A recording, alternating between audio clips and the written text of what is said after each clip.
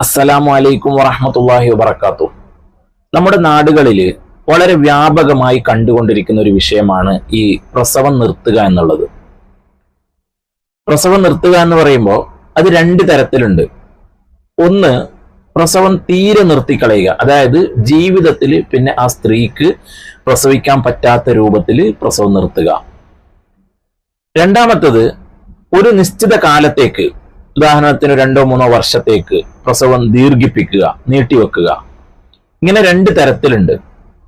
അതിന് പല ന്യായങ്ങളും പറയും, പല കാരണങ്ങളും. 1-2 കുട്ടികളായി, ഒരാൺകുട്ടി ഒരു പെൺകുട്ടി, ഇനി മതി, പ്രസവം പാടെ നിർത്തിക്കളയുക. അവിടെ നമ്മളൊന്ന് മനസ്സിലാക്കേണ്ടത്, വളരെ ഗൗരവത്തോടു കൂടി ചിന്തിക്കണം. കുട്ടികളെ തരാൻ കഴിവുള്ള പടച്ച റബ്ബിന് കുട്ടികളെ തിരിച്ചെടുക്കാനും കഴിയും.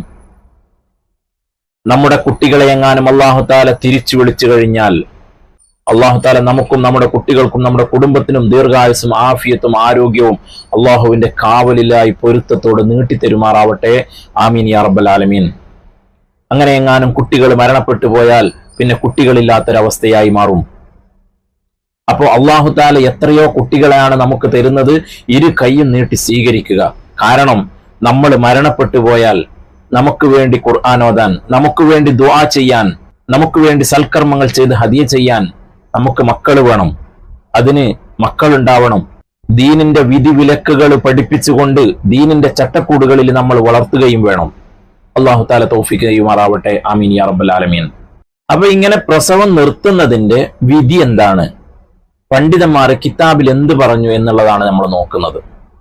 അപ്പൊ വീഡിയോ കാണുമ്പോൾ തന്നെ എല്ലാവരും ഒരു ലൈക്ക് ചെയ്യുക, ഒരു കമന്റ് ചെയ്യുക. വീഡിയോ കണ്ടതിന് ശേഷം എല്ലാവരിലേക്കും ഒന്ന് ഷെയർ ചെയ്യുക. അപ്പോൾ രണ്ട് തരത്തിലാണ് ഈ പ്രസവം നിർത്തുക എന്നുള്ളത് നമ്മൾ പറഞ്ഞു.